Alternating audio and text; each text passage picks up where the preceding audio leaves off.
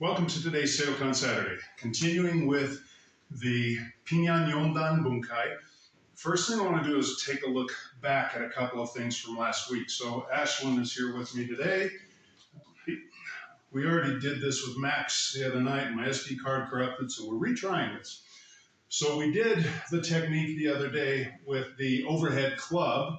Go this side. And just come in overhead or a high punch. And we did this, and we did it with a takedown walking to the floor. I'm not going to do that. And Ashlyn has a tender wrist, plus she's a piano student, so I don't want to bust the wrist.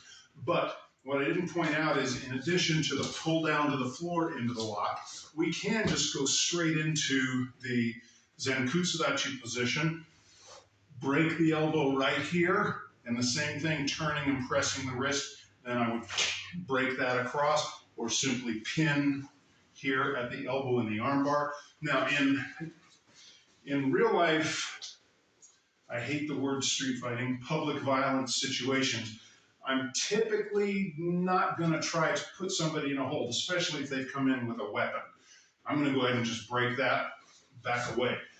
But for the sake of learning how to gradate, how to kind of temper your responses, we can do it as a wrist lock and a hold onto the elbow, or obviously right into the break, or again, from here, as I step in under the shoulder with my knee, I can just press here and pop across, punch right to that lovely nape of the neck spot within Urazuki as well. Okay, so secondly, what I didn't address is that with the hands open like this, and we did talk about do double wrist grab on me, okay? We did talk about the fact that we can turn, but if I'm grabbing, that takes us into Pinan Yondan territory. Again, the similarity between Shodan and Yondan become really obvious. But the other thing is going to grappling, where if she's trying to elbow me and take me down, I can use my Yondan to kind of frame and push away. In this position, I have center line to her side. If I go the other way, I have my side to her center line. So either way, I'm either attacking her center line, which is I'm on offense, or I'm protecting my center line, where I'm on defense. So I'm either side onto her center, or center onto her side. We've talked about that before. So again, in the grappling situation, what I'm doing here is I'm just trying to create some space and a frame.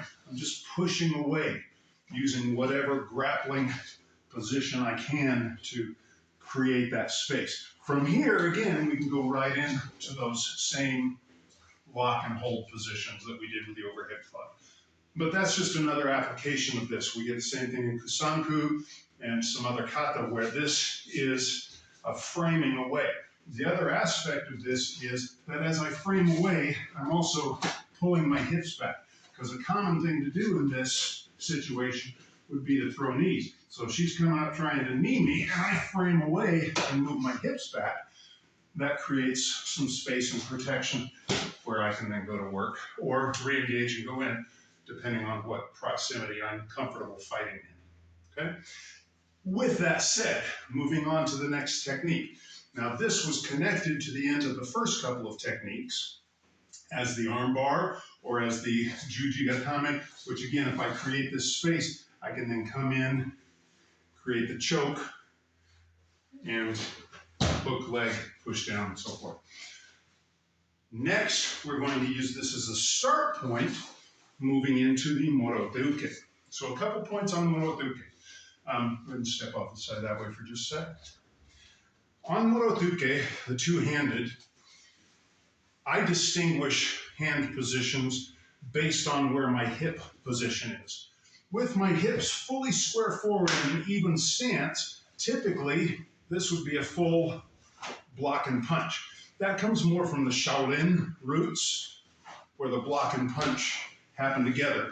And one of the basic Shaolin exercises is a big long step with the block and a punch. If I'm in shikodachi, my hips are hanmi, or half facing, quarter facing, I'm at an angle. To do a full punch, obviously here, I would have to turn my hip forward.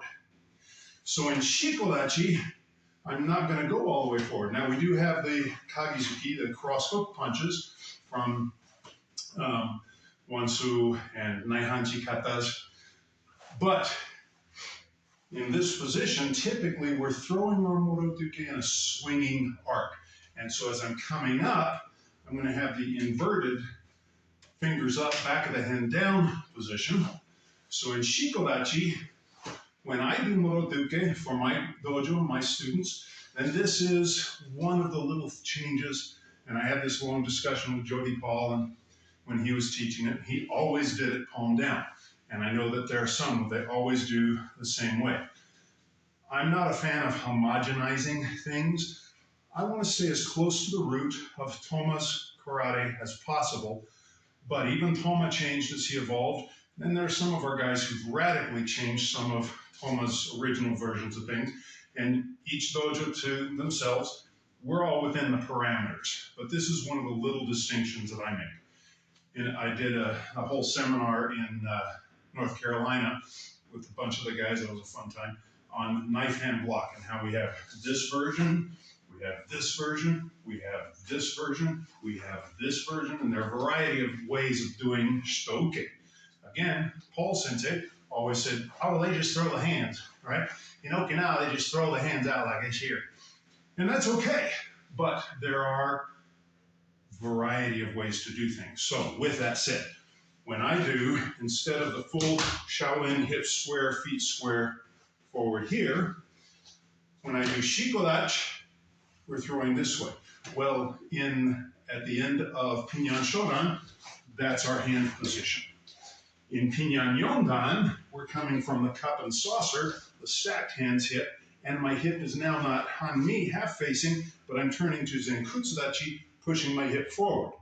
Now, I'm not all the way even stance with a block and punch here, but if I keep my arm connected at the hip and I just step back, now I have the palm down Morote position.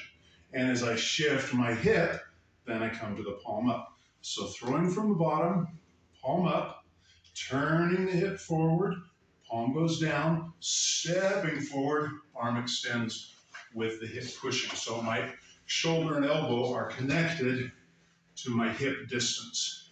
Half facing, elbow pulls back, turn the palm. Full facing, moves forward, all the way forward. So we have those three variations. Pinan Yondan is here. So if I may again, probably this side is best for this. So from the cross block, you're going to step and kick. Hey, if I just block and stay, and go ahead and finish your kick, finish your kick. Okay. There you go. If I just block and stay, look where her hands are. I might be in trouble here if she were doing stuff. Okay? Fumio Demura Sensei did an entire seminar. It was a great seminar for like 2 hours just on the cross block. We're not going to block and stay here. This is an entry into other things. So in the kata, we go like this. As she kicks, I block and I pull. Then I'm striking forward. This can be moving her hand for the punch. This can be striking, or if she's throwing a follow-up punch, it can be blocking and hitting, okay? So just do it like you're fighting. Do it like we do in class. Hey, I block and step, pull back. From here, coming over and through. Short rib, side of the head. Hey, there you go.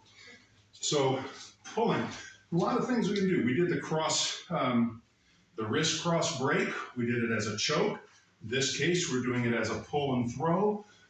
When we do the high juji uke, whether we're coming from cup and saucer, as we do in Seisan, whether we're doing from a hip position, crossing forward this way. So there's a lot of places that we originate this, and there are a lot of ways to finish it. So when she's kicking, again, hey, and I pull, now if she loses like that and I'm coming in, I actually want to hit before her foot hits. If I wait for it to land, yeah, a good fighter's going to be following up with a strike. Still okay. I'm still safe if I do this move, okay?